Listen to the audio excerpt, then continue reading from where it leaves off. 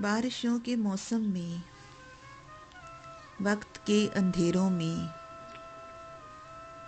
मैंने उससे पूछा था, छोड़ तो न जाओगे, भूल तो न जाओगे। हाथ थाम कर उसने कान में ये बोला था, कैसे छोड़ सकता हूँ, कैसे भूल सकता हूँ।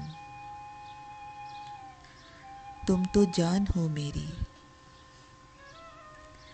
तुम तो जान हो मेरी। और आज ऐसा है,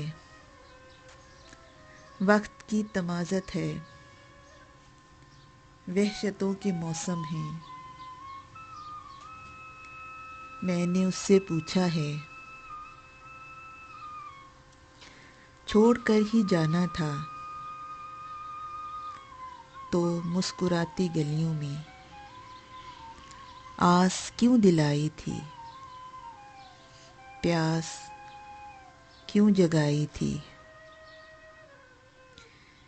मेरे इन सवालों पर हंसते हंसते वो बोला, मौसमों के खेल हैं सब, जो बदलते रहते हैं, जो बदलते रहते हैं।